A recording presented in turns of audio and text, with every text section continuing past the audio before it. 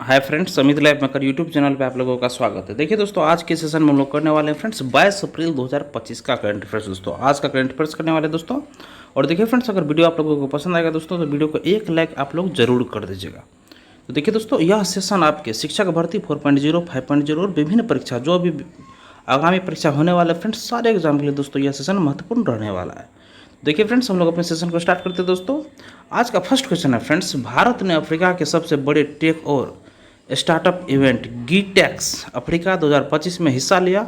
यह कार्यक्रम डैश में आयोजित किया गया था। तो दोस्तों ये कहाँ आयोजित किया गया था फ्रेंड्स?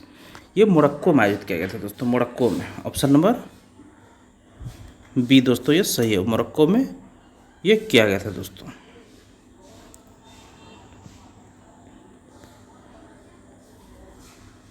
मोरक्को में दोस्तों। और सोल्यूशन देखिए फ्रेंड्स इसका, भारत ने अफ्रीका के सबसे बड़े तकनीकी और स्टार्टअप कार्यक्रम गीटेक्स अफ्रीका 2025 में हिस्सा लिया और यह कार्यक्रम मोरक्को को माराकेश में आयोजित किया गया था। इसमें वैश्विक नीति निर्माता, नवोन्मेष और नेता एक साथ आए और इसका फोकस समावेशी और न्याय संगत आर्थिक विकास के लिए साझेदारी बनाने पर था। राज्य मंत्री जयंत चौधरी ने भारतीय प्रतिनिधिमंडल का नेतृत्व किया और उन्होंने द्विपक्षीय बैठकों, पैनल चर्चाओं में भाग लिया और भारतीय स्टार्टअप के साथ बातचीत की। नेक्स्ट क्वेश्चन देखिए फ्रेंड्स, राष्ट्रीय बाघ संरक्षण प्राधिकरण के अनुसार बोत्सवाना से लाए जाने वाले 8 चीतों को किस वन्यजीव अभयारण्य राष्ट्रीय उद्यान में स्थानांतरित किया जाएगा? ये किया जाएगा फ्रेंड्स गांधी सागर वन्यजीव अभयारण्य। ऑप्शन नंबर डी सही है दोस्तों, गांधी सागर वन्यजीव अभयारण्य में। सोल्यूशन देखिए फ्रेंड्स इसका, मध्य प्रदेश सरकार ने घोषणा की है कि भारत जल्द ही अपने प्रोजेक्ट चीता के तहत बोत्सवाना से 8 चीते भारत लाया जाएगा और उन्हें मध्य प्रदेश के गांधी सागर वन्यजीव अभयारण्य में स्थानांतरित किया जाएगा। और भारत सरकार केन्या और दक्षिण अफ्रीका से और चीते लाने और इन्हें भारत में स्थानांतरित करने की भी योजना बना रही है। मध्य प्रदेश के मुख्यमंत्री डॉक्टर मोहन यादव ने 20 अप्रैल 2025 को कूनो नेशनल पार्क से 2 चीते गांधी सागर वन्यजीव अभयारण्य में छोड़े और पहले चरण में मई 2025 में 4 चीते भारत लाए जाएंगे। दूसरे चरण में अगले महीनों में 4 और चीते भारत लाए जाएंगे। भारत सरकार ने आधिकारिक तौर पर 1952 में चीते को विलुप्त जानवर घोषित किया था फ्रेंड्स। और नेक्स्ट क्वेश्चन देखिए दोस्तों, कि बीजिंग में एशियाई अवसंरचना निवेश बैंक AIIB का उपाध्यक्ष किसे नियुक्त किया गया है? ऑप्शन बी हमारा सही होगा, अजय भूषण पांडे को। सोल्यूशन देखिए इसका, एशियाई अवसंरचना निवेश बैंक AIIB ने अजय भूषण पांडे को निवेश समाधान के उपाध्यक्ष के रूप में नियुक्त करने की घोषणा की, जो अप्रैल 2025 से प्रभावी होगा। और इस भूमिका में पांडे रणनीतिक नेतृत्व प्रदान करते हैं और 3 प्रमुख विभागों की देखरेख करते हैं: क्षेत्र, विषय और वित्त समाधान विभाग STF, स्थिरता और प्रत्ययी समाधान विभाग SFD और पोर्टफोलियो प्रबंधन विभाग PMD। भारत इस बैंक का दूसरा सबसे बड़ा शेयर धारक है। पांडे ने वस्तु एवं सेवा कर GST की दक्षता में सुधार लाने में महत्वपूर्ण भूमिका निभाई थी, जिससे लेन देन और राजस्व संग्रह की रिपोर्टिंग में सुधार हुआ है। एशियाई अवसंरचना निवेश बैंक एक बहुपक्षीय विकास बैंक है जो भविष्य के लिए अवसंरचना के वित्त पोषण के लिए समर्पित है, जिसका मूल आधार स्थिरता है। नेक्स्ट क्वेश्चन देखिए, बहुराष्ट्रीय अभ्यास डेजर्ट फ्लैग 10 किस देश द्वारा आयोजित किया जा रहा है? ये आयोजित किया जा रहा है फ्रेंड्स संयुक्त अरब अमीरात के द्वारा। ऑप्शन नंबर फर्स्ट हमारा सही होगा, संयुक्त अरब अमीरात के द्वारा किया जा रहा है। सोल्यूशन देखिए इसका, भारतीय वायुसेना IAF की एक टुकड़ी अपने MiG-29 और जगुआर लड़ाकू विमानों के साथ संयुक्त अरब अमीरात के अल दफरा एयरबेस पर पहुंच चुकी है और भारतीय वायुसेना बहुराष्ट्रीय अभ्यास डेजर्ट फ्लैग के 10वें संस्करण में भाग लेगी और 3 सप्ताह का बहुराष्ट्रीय अभ्यास डेजर्ट फ्लैग 10 21 अप्रैल से 8 मई 2025 तक चलेगा। और अल दफरा एयरबेस की वही वायु अड्डा है जिसने फ्रांस से भारत तक की 7000 किलोमीटर की यात्रा के दौरान भारत के पहले 5 राफेल जेट को ईंधन भरने में सहायता प्रदान की थी। और अभ्यास के 10वें संस्करण में 12 देशों संयुक्त राज्य America, Australia, France, Germany, Saudi Arab, दक्षिण कोरिया, बहरीन, तुर्की, कतर, भारत, यूनाइटेड किंगडम और UAE वायुसेना की वायुसेनाएँ भाग ले रही है। नेक्स्ट क्वेश्चन है कि विश्व आर्थिक मंच के न्यासी बोर्ड के अध्यक्ष डैश ने 50 से अधिक वर्षों तक संगठन का नेतृत्व करने के बाद अपने इस्तीफे की घोषणा की है। ये ऑप्शन इसका सही होगा फ्रेंड्स, क्लाउस श्वाब। देखिए फ्रेंड्स, विश्व आर्थिक मंच के न्यासी बोर्ड के अध्यक्ष क्लास श्वाब ने 50 से अधिक वर्षों तक संगठन का नेतृत्व करने के बाद अपने इस्तीफे की घोषणा की है। सोल्यूशन देखिए इसका, विश्व आर्थिक मंच के संस्थापक क्लास श्वाब, जो प्रतिवर्ष स्विस पर्वतीय गांव दावोस में विश्व के व्यापारिक और राजनीतिक अभिजात वर्ग को इकट्ठा करते हैं, ने इसके न्यासी बोर्ड के अध्यक्ष पद से इस्तीफा दे दिया है।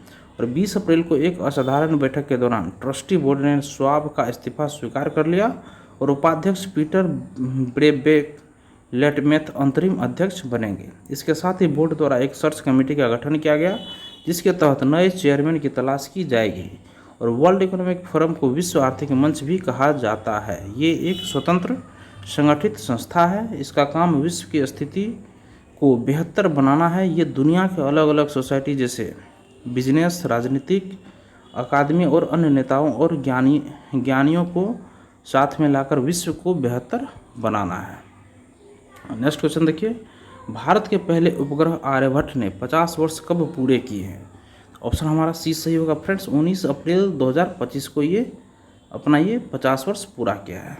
सॉल्यूशन देखिए इसका, 19 अप्रैल 2025 को भारत के पहले उपग्रह आर्यभट्ट ने अपने 50 वर्ष पूरे किए और 1975 में इसी दिन प्रक्षेपित इस उपग्रह का नाम प्राचीन भारतीय गणितज्ञ और खगोल शास्त्री आर्यभट्ट के नाम पर रखा गया था।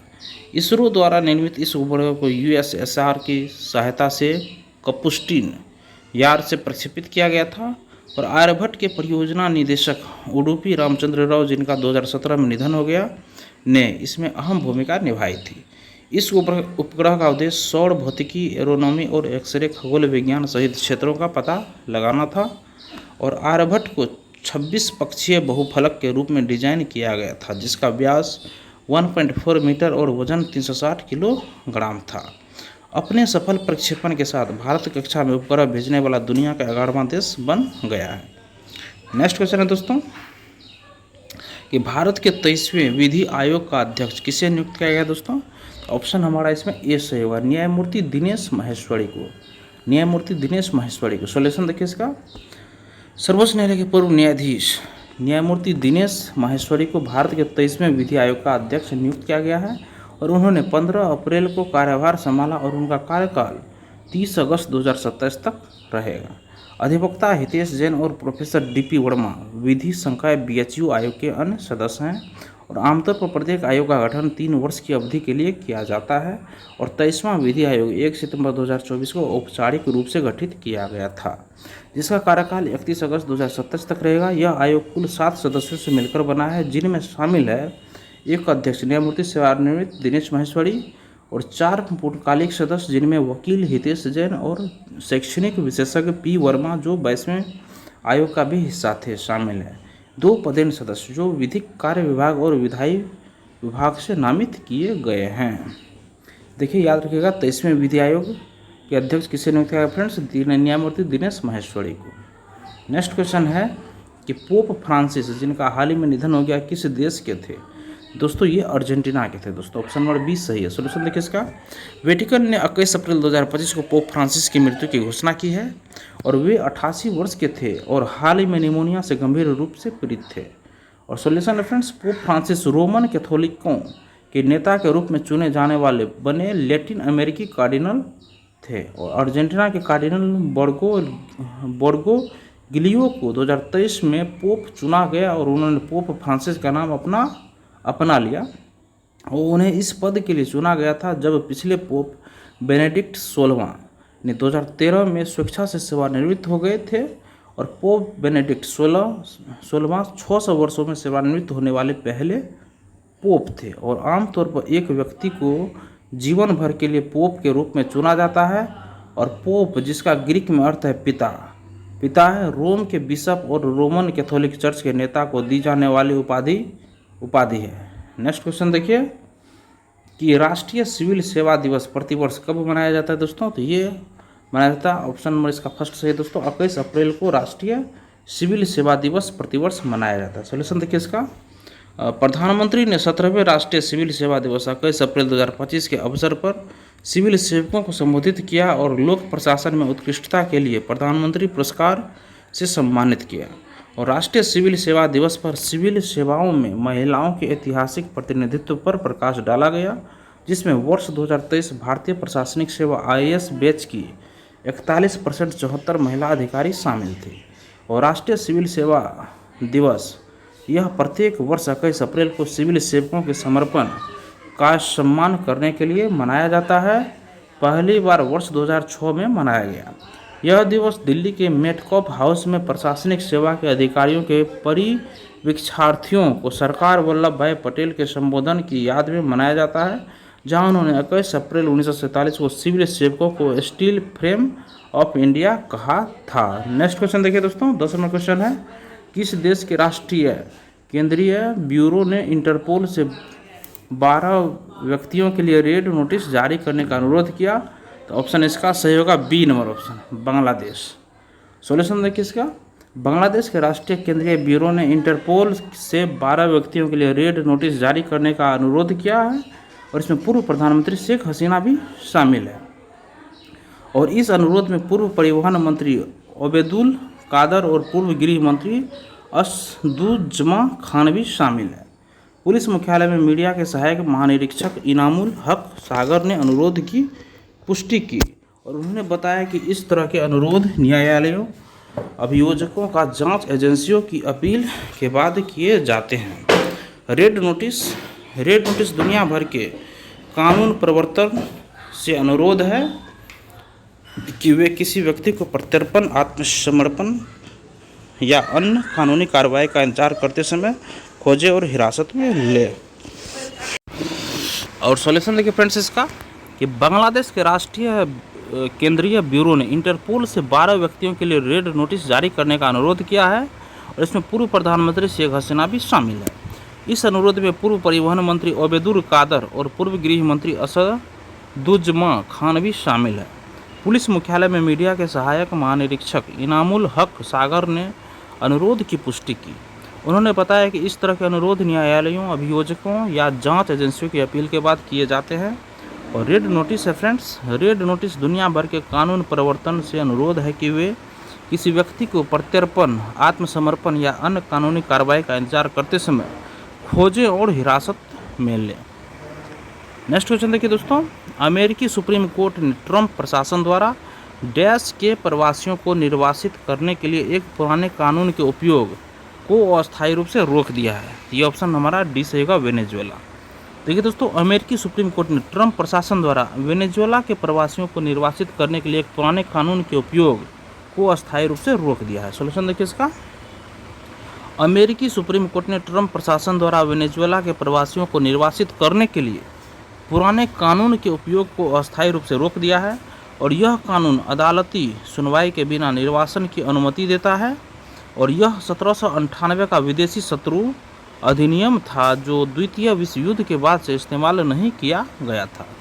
ट्रंप ने प्रवासियों को निकालने की गति बढ़ाने के लिए इसे वापस लाने का प्रयास किया, और न्यायालय ने अपना निर्णय जारी किया, और फिलहाल उस कानून के तहत किसी भी निर्वासन पर रोक लगा दी।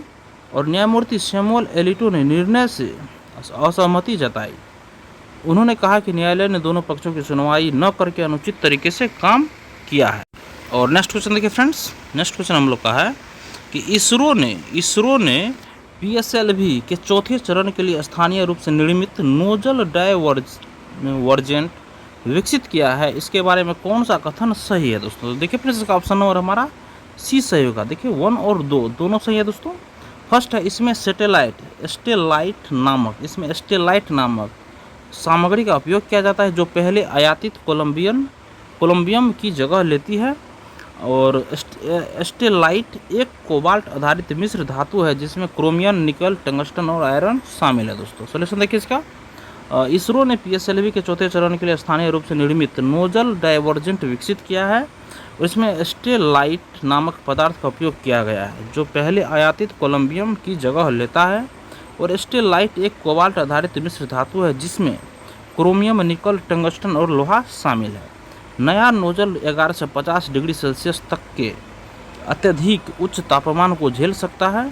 और इसरो ने स्टेलाइट नोजल का कई परीक्षणों में परीक्षण किया, और अंतिम गर्म परीक्षण 8 अप्रैल को किया गया और यह 665 सेकंड तक चला।